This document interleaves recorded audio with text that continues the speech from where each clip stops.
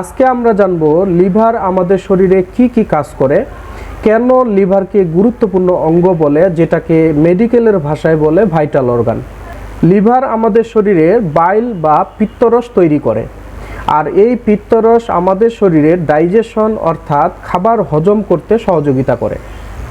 খাবারের মেটাবলিজম বা বিপাকের পরে যে বিষাক্ত পদার্থগুলো শরীরে জমা হয়, লিভার এই বিষাক্ত পদার্থগুলোকে আমাদের শরীর থেকে বাইরে বের করতে সাহায্য করে। আমাদের শরীরে অত্যাবশ্যকীয় যে প্লাজমা প্রোটিনগুলো আছে, যেমন অ্যালবিউমিন, গ্লোবিউলিন, প্রোথ্রম্বিন, এই প্লাজমা প্রোটিনগুলো লিভারে উৎপন্ন হয়।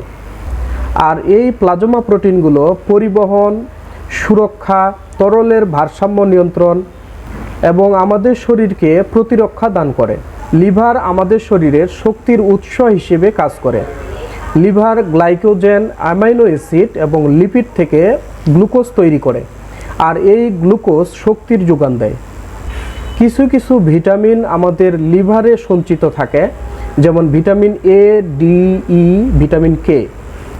আমাদের শরীরের কোথাও কেটে গেলে সেখানে রক্ত জমাট বাঁধার জন্য কিছু ফ্যাক্টরের প্রয়োজন হয়, আর এই ফ্যাক্টরগুলোর অনেকগুলোই লিভারে তৈরি হয়। এই জন্য লিভারে কোনো সমস্যা হলে রক্ত সহজে জমাট বাঁধে না।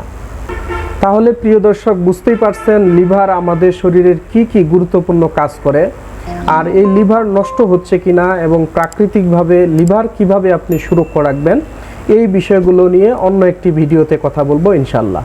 ধন্যবাদ, সুস্থ থাকবেন, ভালো থাকবেন, আসসালামু আলাইকুম।